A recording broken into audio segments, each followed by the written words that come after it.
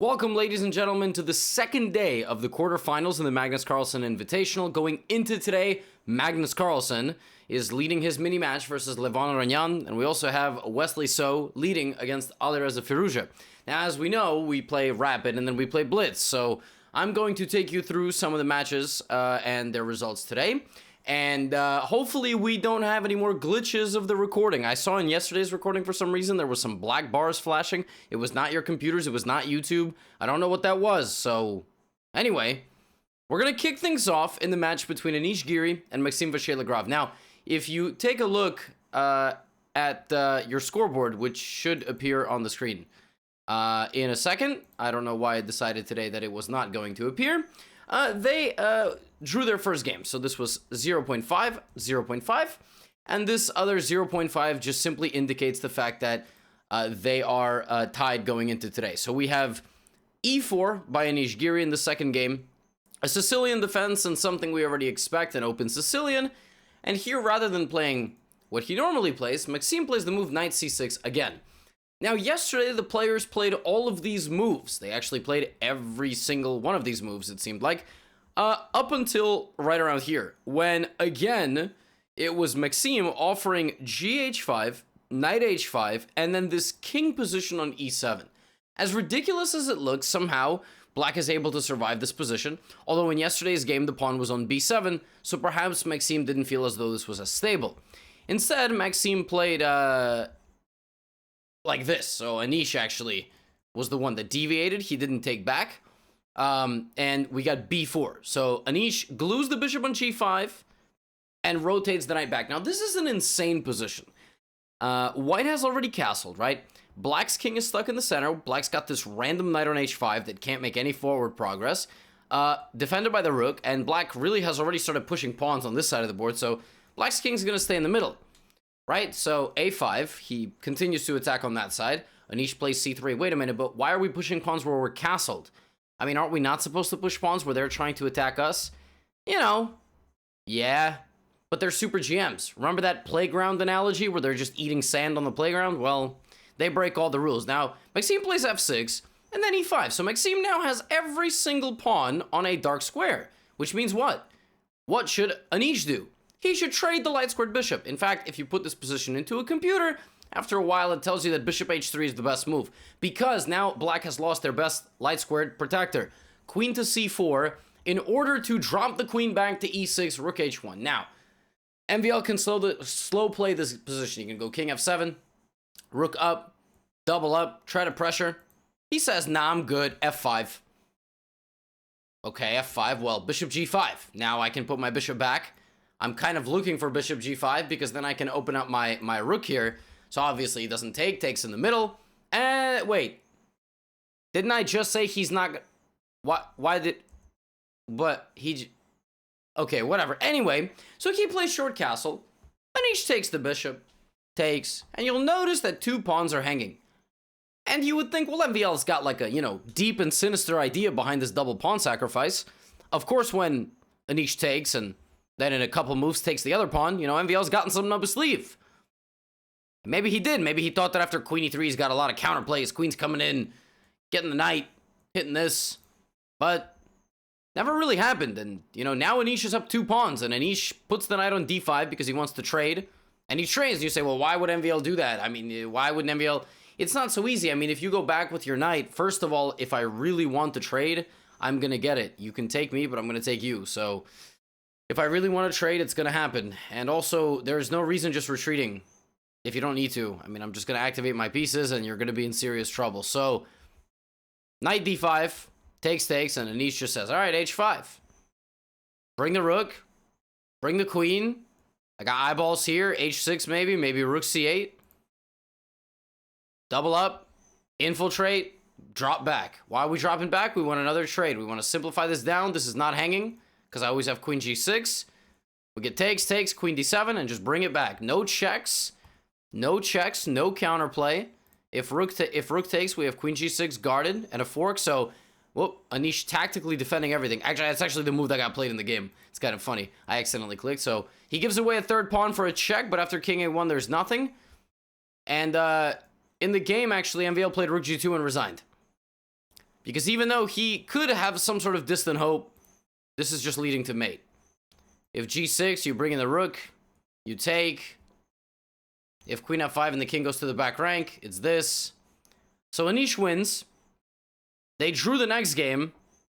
And then it was 2-1, and in the final game of the match, MVL played really, I mean, he lost in like 10 minutes. I'm not even joking. Like, he was so done, it seemed like. So now, MVL is eliminated. Anish Giri is the first semifinalist, and he wins the mini-match 1.5 to half, and he will move on to face the winner of Alireza Wesley and Wesley So. And MVL gets the cross out. So with that said, we'll move on to Alireza and Wesley So. Yesterday, Alireza went down. Today, he actually repeats the exact same opening. Now, normally, you know, I watch his games when he plays the Carl with the black pieces. But today we'll just look at it in standard because I feel like we should have some consistency. The advanced Carl, bishop f5, knight f3, e6, everything we saw yesterday, and Alireza likes to go for this kind of h6, g5, as kind of ridiculous as it looks. Now, you'd be surprised to know this, but yesterday, you know, they played all of this stuff. Literally. All the way up until this point, and Wesley in that game played f7 check. He gave a check with the pawn and forced the king out. Today, Wesley came with a little bit of preparation, and he played the move c4. He's trying to break through on the queen side to play rook c1 and this, and also when the pawn comes up, the bishop sees this pawn. Alireza plays bishop to d6. Wesley plays cd5, ed5 now. Because the thing is, if cd5, you just open up this, so there's no reason to do that. So ed5. Now, well, what's the thing? I mean, you know, there's going to be castles in a moment. If you play rook e1, I'm just getting out of danger. So here, Wesley thought for a while and played a move which is so brilliant. Not rook e1. That was me putting a move on the board. He played one of the most brilliant moves I've ever seen, actually. And that move, and by the way, I normally drink water, but I had such cravings today. I don't know why I'm sharing this with you. I had to get some Burger King, and I got some Sprite. And oh my goodness, you know, sometimes you just need something. And Wesley So, in this position, needed to play this move. Now, that doesn't look like that bad of a move, except for the fact that it just hangs a bishop. Like, what? Well, bishop takes a5. Now he opens up two threats. Normally, rook a5 would be fine, which is what got played, but the problem is that after he takes back, this is still an issue, and that knight is hanging. Alireza guards it, Wesley takes, and now Wesley plays this move, continuing his attack. He targets the knight. Alireza goes back, because if Alireza had played knight to e5 here, he loses. Sorry, knight to f6. He loses knight to e5. Doesn't matter what takes, the pawn and the queen are too strong. So Alireza goes back. Now here Wesley plays rook e1, activating his rook, threatening queen e6. Alireza goes back. Now, remember that move? Oh, psych! Knight e5 is not happening. Instead, we have a rook sacrifice by Wesley So. Take. Let's move this rook, because that rook hasn't moved yet. Let's give that rook a turn. And now we have king to d6, and now we have knight to e5, threatening knight to f7 with a family fork. We get rook h7, we get knight takes d7. If rook takes d7, or knight takes d7, there are different things that win for white. The best move for black is rook to e7, which almost looks like a mouse slip. It looks like you meant to take, but you forgot, and in the game, Alireza played queen d7, and I don't know if he missed this or if it was his resignation, but queen e5 is mate in 1. It's mate. This is called the dovetail checkmate. I don't know why it's called the dovetail checkmate, but I'm sure one of you will tell me why it's called the dovetail checkmate. Maybe Alireza thought we were going to get queen f8, but Wesley So just absolutely vaporizes his opponent. I mean, Alireza is a very good player. Bishop d3 was a ridiculous move. All right? Like this, I mean, what? This whole combination was insane. It was like a 5-move combination. I mean, just everything was part of this combination. And what to say? And Alireza tried to fight back in the next game, but unfortunately his effort was for naught. And Wesley So I am lost for words. The only way to describe the performance is with sounds. So he will take on Anish Giri as Alireza has been eliminated. That is our first matchup in the semifinals. And now we move to the other side of the bracket and we take a look at the match between Jan Nepomniachtchi and Hikaru Nakamura. This was e4, e5. This was bishop c4 from Jan. Now, the interesting thing about Jan is if you look at his games, he primarily, I mean, he's, high 2700 rated player, so he plays everything, but his chess.com mostly has this. And he and Hikaru have played each other many times. And actually, Jan enters this line, which you don't really have to know too much of. This is why no beginner, or frankly, in my opinion, intermediate player should be playing the Gioco Piano, because there are so many different iterations of what move order at what moment, when you do what, when you go here, the way black sets up and when black plays certain moves. It's too much, all right? It's too much. And literally, up until this position, I'm not even joking, this is move 14. Hikaru himself has had this multiple times in the past. He had it against Magnus Carlsen multiple times. He's had it against Grishuk. He's had it against Ding Liren. He's had it against Maxim Vachier-Lagrave. And he himself didn't double check the line. He actually said that. He joined us afterward. And he said that he himself hadn't, the line is to take, but then there's all sorts of stuff that can happen. We in the game got knight f5. And here Jan took, and then took with his rook. And on c5, found the very nice idea not to get distracted by that by go queen e2, cd4, and what black has done here, despite winning back a pawn, is blocking their own pieces. And now Jan plays this move, rook f4, targeting the knight. So the knight gets guarded, and here's an idea. Jan has obviously watched the Gotham Chess video on when to trade pieces. He plays the move knight h4. Why? Why would he do that? Well, with one trade, he killed off black's most powerful piece, opened up his bishop to the king side, and now his rook slides over, and when the rook slides over, two pieces get activated at the same time, and he's threatening to sacrifice on h6, and that could be very scary. 1, 2, 3, 4 pieces are staring on that side of the board. So Hikaru plays bishop back to d8, sacrifices the pawn so that the rook takes it, and plays king g7. Now he's a pawn down. So what does Jan do? Well, what does every super GM do when they don't know what to do? h4. He clearly knows what to do.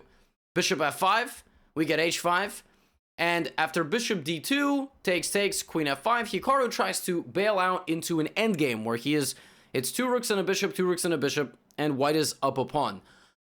But here's the thing. Black's structure is very, very, very scattered, and because of the doubled pawns, Jan immediately goes for the weakness, and he solidifies by moving his rook. He takes d4, Hikaru picks up b2, and the question is, Jan's looking around what to do. Well, when in doubt, rook on the enemy second rank. In this case, it's rook on the 7th. What that does is it puts a lot of pressure on everything. And now he's threatening e6 and bishop c3. And he's threatening to push the h-pawn. And between those three things, all of them happened. Also, Jan found this nice rook lift to go after the king in another way.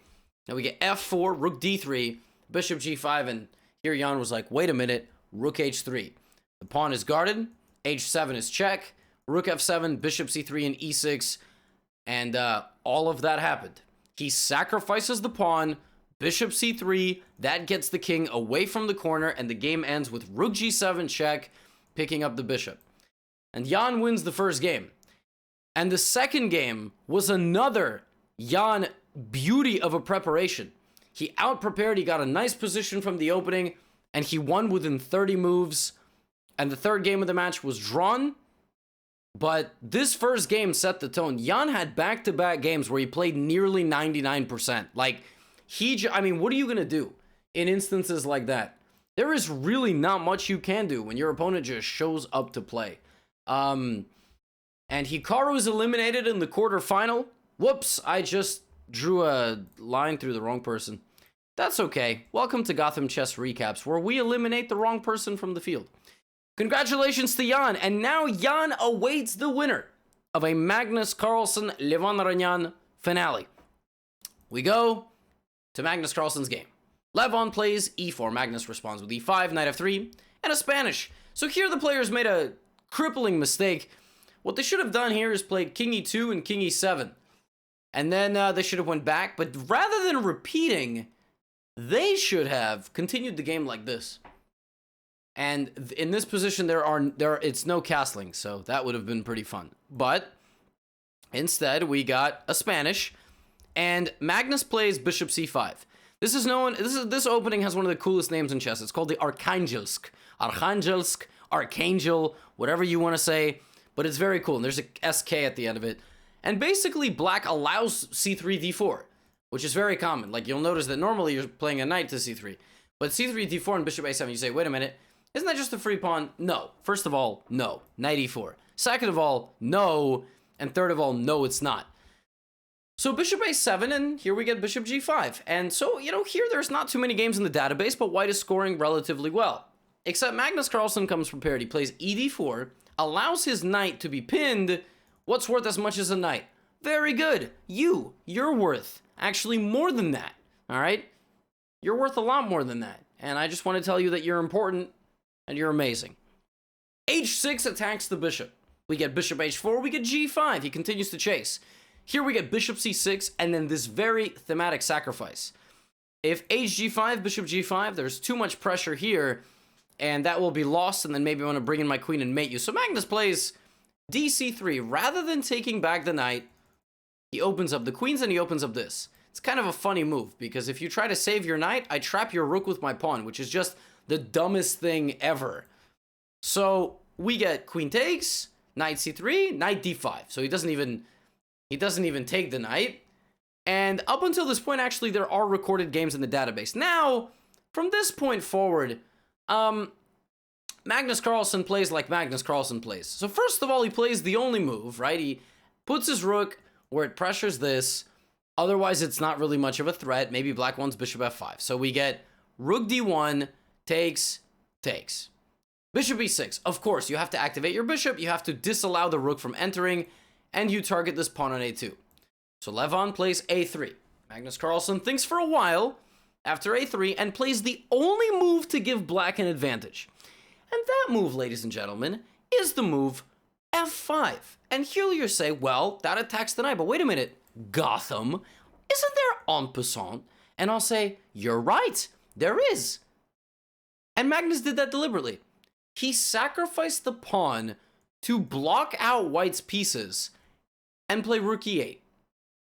So a move ago, he couldn't play rook e8 because knight f6. So what he does is he sacks a pawn to negate white's forward movement. Now Levon sacks the pawn back in a moment by playing f7 check. And f7 check allows rook d7, but Magnus goes king g6. And you can't quite take me because your knight is hanging. So Levon plays knight back to d2, attacking the bishop, rook e1, bishop back.